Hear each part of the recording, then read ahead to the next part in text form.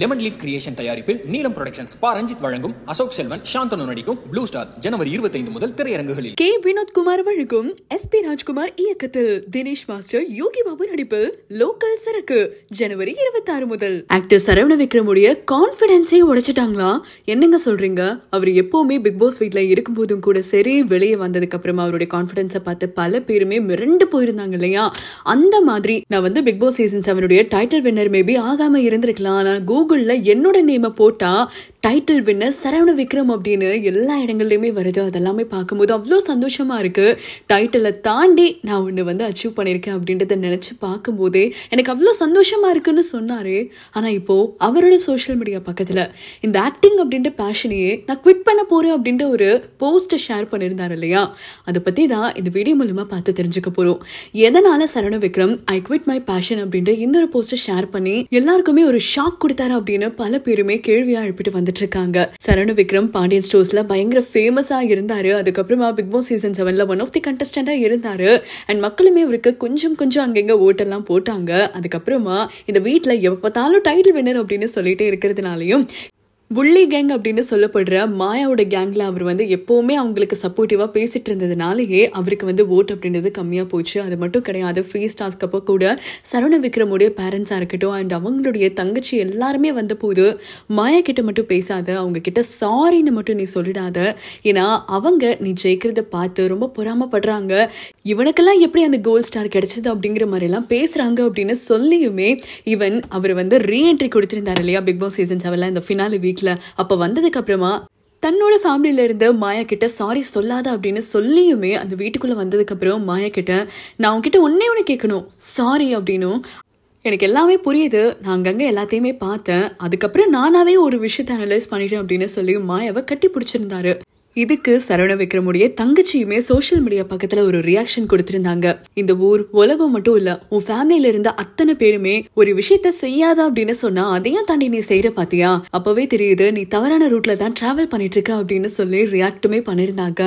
அதுக்கப்புறமா சரவண விக்ரம் வந்து அந்த வீட்டுக்குள்ள வரும்போது இருந்த அந்த கான்பிடன்ஸா இருக்கட்டும், வீட்டுக்குள்ள இருக்கும்போது இருந்த கான்பிடன்ஸா இருக்கட்டும், வீட்டை விட்டு எவிக்ஷன் ஆகி வெளியே வரும்போது இருந்த கான்பிடன்ஸ் எல்லாமே இப்ப பிரேக் டவுன் ஆகி தன்னோட ஃபேமிலியில இருந்து கொடுத்த ப்ரெஷர்னாலேயோ இல்ல வெளியே வந்து தனக்கு கிடைச்சிட்டு இருக்கிற இந்த நெகட்டிவிட்டிஸ் எல்லாத்தையுமே ஃபேஸ் பண்ணி இதுக்கப்புறமா இந்த பேஷன் நம்ம கண்டினியூ பண்ண வேண்டாம் அப்படின்னு முடிவெடுத்துட்டாரா அப்படிங்கிற மாதிரி தான் மக்கள் எல்லாருமே கேள்வியா கேட்டுட்டு வந்துட்டு இருக்காங்க. ஒருபோதுமே சரவண விக்ரம் தன்னோட ஃபேன்ஸ் வந்து அவருக்காக ஷேர் பண்ற எடிட்ஸ் எல்லாமே சோஷியல் மீடியா பக்கத்துல ஸ்டோரியா அப்லோட் பண்ணிட்டே இருப்பாங்க இல்லையா? நான் எப்பவுமே என்னோட ஃபேன்ஸை வந்து மதிப்பேன், அவங்களோட எஃபோர்ட்ஸை வந்து மதிச்சுட்டே இருப்பேன். அதனாலதான் அவங்க ஷேர் பண்ற ஒவ்வொரு விஷயங்களுமே என்னோட சோஷியல் மீடியா பக்கத்துல ஸ்டோரியா நான் அப்லோட் பண்ணுவேன். அது அவங்களுக்கு வந்து ஒரு சந்தோஷம் கொடுக்கும் இல்லையா? அதனாலதான் நான் எப்பவுமே ஷேர் பண்ணுவேன் அப்படின்னு சொல்லி பூர்ணிமா கிட்ட கூட ஷேர் பண்ணிட்டே இருப்பாரு. அப்படிப்பட்ட சரவண விக்ரம் இப்ப சோஷியல் மீடியா பக்கத்துல இன்ஆக்டிவா இருக்காரு. அது மட்டும் கிடையாது, ஸ்டோரியே எம்டியா இருக்கு. அது போக ஐ குவிட் மை பேஷன் அப்படின்னு சொன்ன இந்த ஒரு போஸ்டுக்குமே நிறைய எதிர்மறையான கருத்துக்கள் எல்லாமே வந்துருந்துச்சு. சில பேர் பாசிட்டிவா ஷேர் பண்ணிருந்தாங்க, சில பேர் வந்து என்னாச்சு ஃபேமிலி சொன்னதுனால இப்படி எல்லாம் முடிவெடுக்காதீங்க அப்படின்னு ஷேர் பண்ணாங்க. அது போக சரவண விக்ரம்க்குன்னு ஒரு தனிப்பட்ட ஃபேன் பேஸ் இருப்பாங்க இல்லையா? அவங்க எல்லாருமே ஆனா ப்ளீஸ் அண்ணா இந்த பேஷனை விட்டு போகாதீங்க, நீங்க இந்த நெகட்டிவிட்டிஸ் எதையுமே காதுல வாங்கிக்காதீங்க, உங்க ஹெட்ல அது வந்து எடுத்து கொண்டு போகாதீங்க, நீங்க எப்பவுமே பாசிட்டிவா இருப்பீங்க இல்லையா? உங்களோட செல்ஃப் கான்பிடன்ஸ்னால தான் நீங்க இந்த அளவுக்கு வளர்ந்து வந்திருக்கீங்க, அந்த செல்ஃப் கான்பிடன்ஸை நீங்க இழக்காதீங்க அண்ணா அப்படின்னு சொன்னதுனாலையும் அவருடைய சோஷியல் மீடியா பக்கத்துல ஐ குவிட் மை பேஷன் அப்படின்னு சொன்ன இந்த ஒரு போஸ்ட் வந்து டெலீட் பண்ணிட்டாரு. அதுக்கப்புறமா ஸ்டோரியில பாத்தீங்கன்னா அவருடைய காருக்கு முன்னாடி தலைகீழா படுத்துக்கிட்டு லைஃப் ஜேர்னி நான் எப்படியும் இருக்கும் அப்படின்னு நினைச்சேன், ஆனா அது பாதையெல்லாம் மாறி எங்கேயோ என்னை கொண்டு வந்து நிறுத்திருக்கு, நான் அழுதும் பார்த்தேன், கண்ணீரும் வரல, ஆனா இப்போ ஒரு ஜோக்கர் மாதிரி இருக்கேன் அப்படின்னு சொல்லி நீங்க போட்ட வேஷம்லாம் கலைஞ்சிருச்சு, நீங்க உள்ள வந்து கிரட்ச் வச்சுட்டு தான் என்கிட்ட சிரிச்சு பழகுனீங்களா அப்படின்னு சொல்லாத விதமா தான் இந்த ஒரு பாட்டை வந்து ஷேர் பண்ணிருக்காரு அவருடைய இன்ஸ்டாகிராம் ஸ்டோரி பக்கத்துல. செல்ஃப் கான்பிடன்ஸ் ரொம்ப அதிகமா இருக்கிற சரவண விக்ரமே இப்படி ரியாக்ட் பண்ண எப்படி அப்படிங்கிற மாதிரி தான் ரியாக்ட் பண்ணிட்டு இருக்காங்க.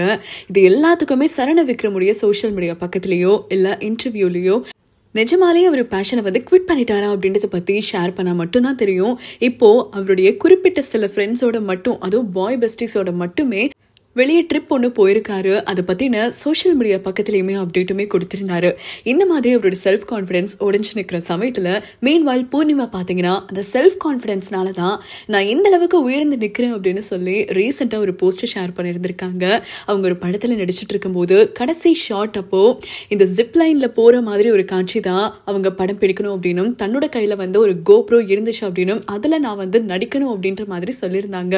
அந்த ஒரு சின்ன ஹோப், சின்னதாக கிடையாது, நிறைய ஹோப் இருந்ததுனால தான் இப்படிப்பட்ட பிக் பாஸ் வீட்லையுமே ஜிப் லைனில் நான் ட்ராவல் பண்ணிட்டு இருக்கும்போது கூட அந்த ஹோப்னால நான் பாசிட்டிவாக எழுந்தெழுந்து எத்தனையோ வாட்டி நான் அழுதுருந்தாலும் எழுந்தெழுந்து நான் வந்திருக்கேன் அப்படின்றத பற்றி ஷேர் பண்ணியிருக்காங்க. அந்த ஜிப் லைனோட வீடியோ கூட இப்போ சோஷியல் மீடியா பக்கத்தில் பூர்ணிமாவோட ஃபேன்ஸ் எல்லாருமே ரொம்ப பாசிட்டிவாக ஷேர் பண்ணிட்டு வந்துட்டு இருக்காங்க.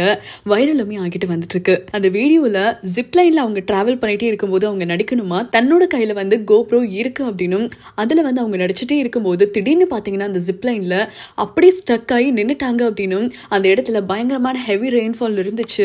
அது போக இடி மின்னல் எல்லாமே அடிக்கும் போது நான் கண்டிப்பா செத்துருவேன், கருகி நான் வந்து இறந்து போயிடுவேன் அப்படின்னு தான் நினைச்சேன். ஆனா என்னை காப்பாத்துறதுக்கு யாராச்சும் ஒருத்தவங்க வருவாங்க அப்படின்னு எதிர்பார்த்துட்டுமே இருந்தேன். ஒரு கட்டத்துக்கு மேல நான் டெத் லைன்ல தான் நிக்கிறேன் அப்படின்றத நானே புரிஞ்சுக்கிட்டு பயங்கரமா கத்த ஆரம்பிச்சுட்டேன், அண்ணா என்னை காப்பாத்துங்க அப்படின்னு சொல்லி. ஆனா எங்கேயோ ஒரு ஹோப் இருந்ததுனாலதான் அப்படி இருந்துமே நான் நடிச்சுக்கிட்டே இருந்தேன். அதுக்கப்புறமா என்ன காப்பாத்துறதுக்கு 2 பேர் வந்திருந்தாங்க. ஃபைனலா எப்படியாச்சும் இந்த ஷாட்டை வந்து முடிச்சுட்டு இந்த கேமரா எல்லாத்தையுமே பேக் பண்ணி என்னோட ஊருக்கு கிளம்பணும் அப்படின்னு சொல்லி எதிர்பார்த்துட்டு இருந்தேன். பட் ஒரு இடத்துல கூட நான் நடுங்கவே இல்லை, பயந்து நடுங்கல. என் பிளேஸ்ல ரீச் ஆனதுக்கு அப்புறமா தான் நான் பயந்து நடுங்கினேன். ஸோ எல்லாத்தையுமே தாண்டி அந்த ஒரு சின்ன ஹோப் இருந்ததுனால தான் இன்னைக்கு நான் இந்த இடத்துல நிற்கிறேன். அதே மாதிரி தான் பிக் பாஸ் வீடுமே அந்த ஜிப் லைன்ல நான் ஏதோ மாட்டிக்கிட்டு நின்னாலும் அந்த ஒரு பெரிய ஹோப் வந்து மக்கள் கிட்ட கிடைக்கும் அப்படின்ற நம்பிக்கையில தான் ஒவ்வொரு வாட்டியுமே பாசிட்டிவா எல்லாத்தையுமே எடுத்துக்க ஆரம்பிச்சேன் அப்படின்னு சொல்லி பூர்ணிமா ஷேர் பண்ணிருக்காங்க. லெமன் லீஃப் கிரியேஷன் தயாரிப்பில் நீலம் புரொடக்ஷன்ஸ் பா ரஞ்சித் வழங்கும் அசோக் செல்வன் சாந்தனு நடிக்கும் ப்ளூ ஸ்டார் ஜனவரி 25 முதல் திரையரங்குகளில். கே வினோத்குமார் வழங்கும் SP ராஜ்குமார் இயக்கத்தில் தினேஷ் மாஸ்டர் யோகி பாபு நடிப்பில் லோக்கல் சரக்கு ஜனவரி 26 முதல்.